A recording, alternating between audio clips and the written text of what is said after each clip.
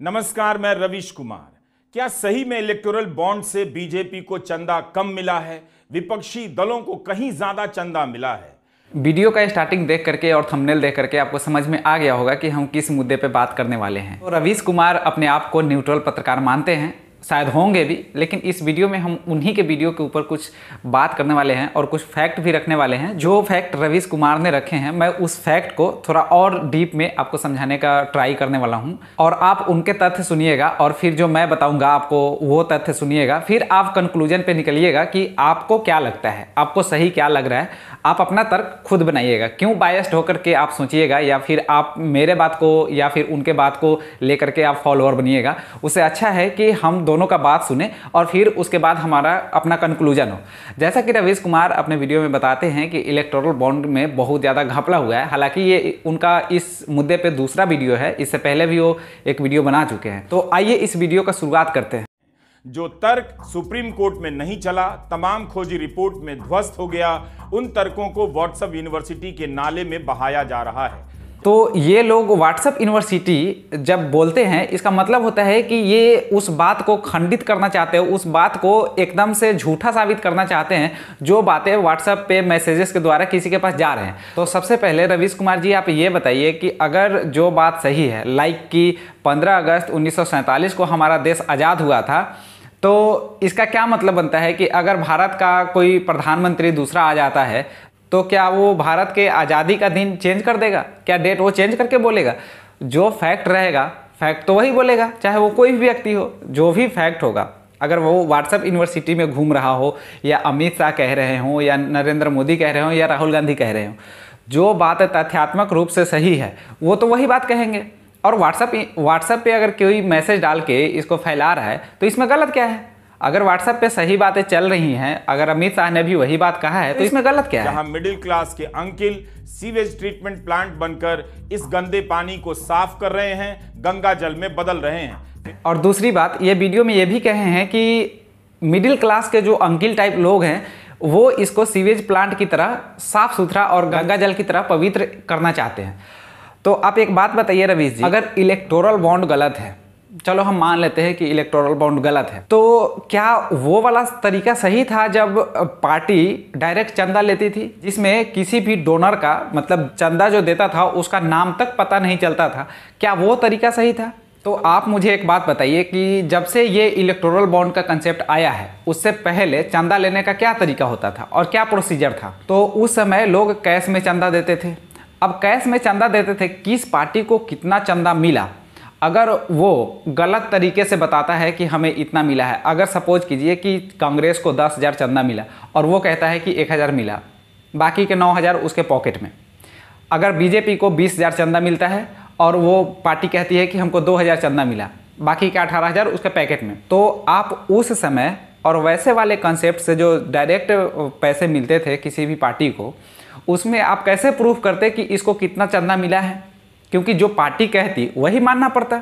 तो भ्रष्टाचार का गुंजाइश उस वाले तरीके में ज़्यादा था या इलेक्टोरल बॉन्ड खरीद के जो पार्टियों को चंदा दे रहे हैं इसमें ज़्यादा गड़बड़ी हो सकता है? और चलिए थोड़ा इसको और डीप में करते हैं। आप एक बात बताइए, अभी जो 2019 के बाद जो भी चंदा इलेक्टोरल बॉन्ड के माध्यम से लोगों ने दिया है, चाहे जिस भी लोगों ने जिस पार्टी को भी दिया हो, उसका डेटा तो है, कम से कम एसबीआई के पास उसका डेटा तो है कि किसने कितने का इलेक्टोरल बॉन्ड खरीदा है। इन सब के बीच बात क्या थी कि वो सार्वजनिक तौर पे अवेलेबल नहीं है। तो सार्वजनिक तौर पे अवेलेबल नहीं होना भी एक तरह से आप उसको पूर्ण रूप से गलत नहीं कह सकते। क्यों? क्योंकि अगर किसी व्यक्ति ने किसी भी पार्टी को चंदा दिया है और अपोजिशन वाले की सरकार बनती है, तो उसके उस व्यक्ति के खिलाफ हो सकता है कि वो सरकार विरोधी भावना से काम करे, हो सकता है उसका अगर बिजनेस है तो उसके बिजनेस को चौपट कर दे।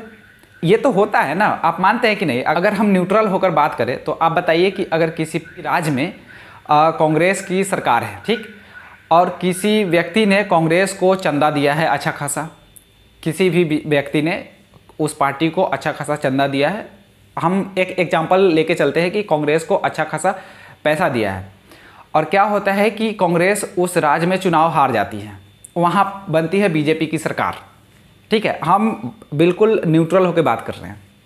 तो एग्जाम्पल को आप समझिएगा, वहाँ बनती है बीजेपी की सरकार। तो आपको क्या लगता है कि बीजेपी अगर सरकार में आती है तो उस व्यक्ति के खिलाफ कार्रवाई नहीं कर सकती है? अगर बीजेपी को ये सवार हो गया कि इस व्यक्ति ने उस पार्टी को चंदा दिया था तो वो कार्रवाई कर सकती है, उसके बिजनेस को चौपट भी कर सकती है। सेम कंट्राडिक्शन सारी पार्टियों के साथ है। मतलब मैं बीजेपी को नहीं कह रहा, मैं जस्ट एग्जांपल के लिए आपको दिया हूँ। अगर सपोज कीजिए कि अगर कांग्रेस की सरकार बन जाती है और चंदा बीजेपी को मिला था तो क्या कांग्रेस वाले उसको छोड़ देंगे? बिल्कुल नहीं छोड़ेंगे। अगर उनको पता रहेगा कि इस व्यक्ति ने इसको इतना चंदा दिया, कोई भी आएगा वो अपने हिसाब से उसके साथ ट्रीट करेगा। तो इस लिहाज से इलेक्टोरल बॉन्ड सही नहीं था। अच्छा, एक और बात बताइए रवीश जी, 2014 से पहले जितनी भी पार्टियों को चंदा मिला है, क्या उसका डेटा आपके पास है? क्या उसका डेटा निर्वाचन आयोग के पास है कि किस व्यक्ति ने किस पार्टी को कितने चंदे दिए थे? नहीं है। तो चंदा देने का रिकॉर्ड 2014 से पहले का नहीं है। तो भ्रष्टाचार उसमें ज़्यादा हुआ होगा या इलेक्टोरल बॉन्ड के माध्यम से जो चंदा दिया गया है इसमें ज़्यादा भ्रष्टाचार हुआ होगा? और चलो भ्रष्टाचार हुआ भी है, चलो मैं आपकी बात से सहमत हूँ कि भ्रष्टाचार हुआ है, तो भ्रष्टाचार का रिकॉर्ड तो है कम से कम। आज हम इस मुद्दे पे तो बात कर सकते हैं ना कि इस पार्टी को इतना चंदा मिला, इस तरीके से मिला, कम से कम भ्रष्टाचार दिखेगा तो सही। लेकिन जिसका रिकॉर्ड ही नहीं है उस पे हम कैसे बात कर सकते हैं? और आप ठहराते हैं कि वो वाला तरीका सही था। चलो इलेक्टोरल बॉन्ड को सुप्रीम कोर्ट ने अवैध कर दिया है कि ये कानूनन नहीं है, तो दूसरा क्या तरीका रहेगा? फिर कैश में चंदा देंगे? और क्या लगता है आपको इलेक्टोरल बॉन्ड के लिए जो आप बातें कह रहे हो कि इलेक्टोरल बॉन्ड ना मिलने की वजह से बीजेपी ने कंपनियों के ऊपर छापा मरवाया, रेड मरवाया, ईडी भेजा, सीबीआई भेजा, चलो मैं मान लेता हूँ, लेकिन उस कंपनी ने उसके बाद इलेक्टोरल बॉन्ड खरीदे और वो बीजेपी को ही दिए, तो कम से कम आज बात करने के लिए तो टॉपिक तो है हमारे पास कि हम बात कर सकते हैं, हम उस पार्टी को घेर सकते हैं। आप तो न्यूट्रल है ना, तो न्यूट्रल तरीके से बात करिए। और रवीश कुमार जैसे जितने भी अपने आप को न्यूट्रल पत्रकार बोलते हैं वो क्या सच में न्यूट्रल हैं? क्या वो सच में न्यूट्रल बातें रखते हैं? इतना ही न्यूट्रल हैं तो आप संदेश खाली पे बोलते हैं, आप कभी पश्चिम बंगाल के सत्ता पे बोलते हैं, क्योंकि आप तो न्यूट्रल हैं। चलो जो प्रो बीजेपी रिपोर्टर हैं, चलो आपके कथा अनुसार हम मान लेते हैं, जिसको आप गोदी मीडिया बोलते हैं, अगर वो गोदी मीडिया ही हैं तो कम से कम फैक्ट तो रखती है। आप न्यूट्रल हैं, आप काहे नहीं बोलते हैं हर स्टेट पे? आप भी हर स्टेट पे बोलिए ना, तब ना आपका न्यूट्रलिटी सामने आएगा। और इनके हिसाब से मिडिल क्लास वाले अनपढ़ है, गंवार हैं, उसको कुछ पता ही नहीं है। अरे व्हाट्सएप का जो फैक्ट आता है हम भी थोड़ा रिसर्च करते हैं उस पर। ज़रूरी नहीं है कि हर व्यक्ति को समझ में नहीं आता है कि फैक्ट क्या है। आप बताइएगा तभी थोड़ी समझ में आता है। अभी आप जो डेटा देखे हैं जो रवीश कुमार बता रहे हैं, चलिए उस डेटा पे भी बात करते हैं। 20,000 करोड़ का जो चंदा मिला है, जो पूरी फंडिंग हुई है, उसमें 6,000 करोड़ बीजेपी को मिला है, बाकी 14,000 करोड़ अन्य पार्टियों को मिला है। अन्य में कांग्रेस के साथ सारे दल शामिल हैं। और ये जो डिवाइड वाला फॉर्मूला बता रहे हैं उसमें चलो आप कह रहे हो कि ये गलत है।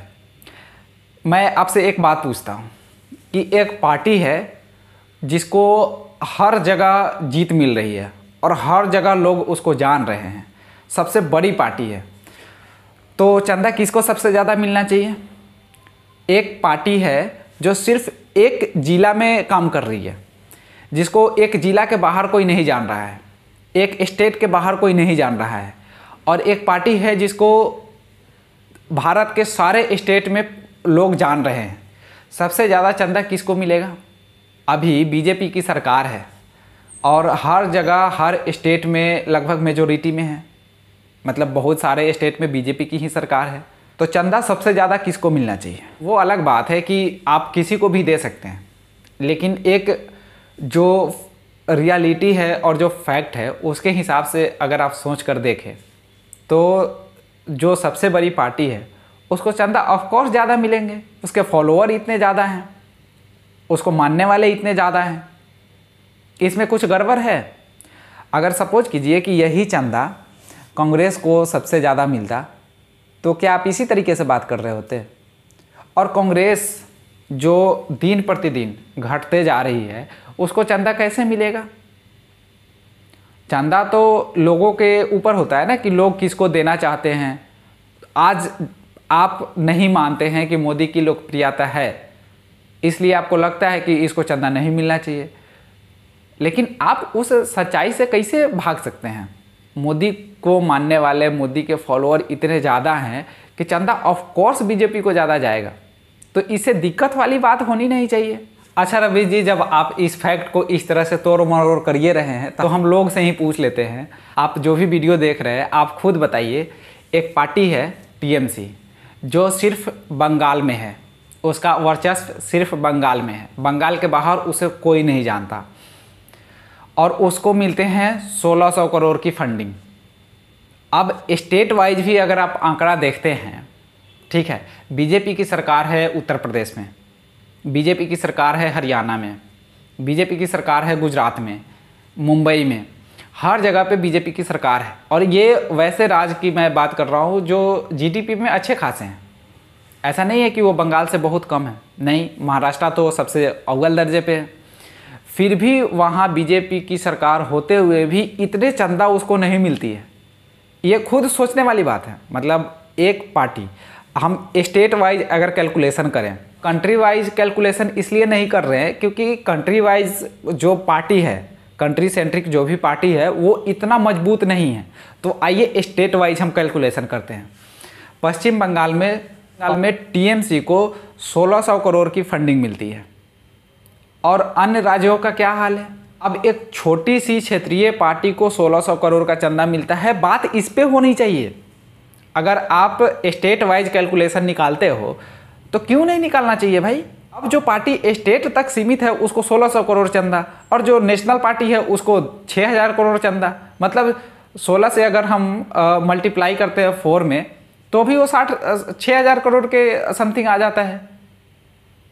मतलब अगर ये पार्टी, अगर तृणमूल कांग्रेस टीएमसी 4 राज्यों में होती तो उसको 6000 करोड़ से ज़्यादा की फंडिंग मिलती। तो जो आप लॉजिक लगा रहे हो, ये लोगों को बताओ तो सही कि आप किस लॉजिक पे बात कर रहे हो। बीजेपी सबसे बड़ी पार्टी है, उसको स्वाभाविक सी बात है कि उसको चंदा ज़्यादा मिलेगा, उसके फॉलोअर बहुत ज़्यादा हैं, उसको चंदा मिलेगा, क्योंकि अभी मेजोरिटी में है गवर्नमेंट, और प्रो इनकम्बेंसी है, एंटी इनकम्बेंसी नहीं है। प्रो इनकम्बेंसी में पार्टी को अच्छा खासा चंदा मिलता है। जिस भी पार्टी की जीतने की संभावना अधिक होती है, उसी पार्टी को ज़्यादा चंदा मिलता है। अगर किसी दिन ये कांग्रेस पार्टी ही जीतने वाली होएगी तो उसको चंदा वहाँ ज़्यादा मिलेगा। तो आप इस फैक्ट को तोड़ मरोड़ कर लोगों के पास पेश कर रहे हैं, जो कि सही नहीं है। आप न्यूट्रल कहते हैं तो आप न्यूट्रल बन के थोड़ा रहिए और न्यूट्रलिटी दिखाइए। प्रो कांग्रेस की तरह आप बात करते हैं और अपने आप को साबित करते हैं कि you are neutral. No, you are not. तो दोस्तों, इस वीडियो में हम दोनों तरफ का पक्ष आपको रख कर बताए हैं, और आप कंक्लूजन कीजिए कि जो रवीश कुमार कह रहे थे, और इस वीडियो के बाद जो भी आपका सुझाव है वो आप हमें कमेंट बॉक्स में बता सकते हैं। We will look into it, और हम ट्राई करेंगे आपको बेटर अंडरस्टैंडिंग दे सके। और जाहिर सी बात है, आप इस वीडियो को देखने के बाद अपना तर्क खुद से बना सकते हैं, और आपकी राय अहम है। आप वीडियो के कमेंट बॉक्स में ज़रूर बताइए।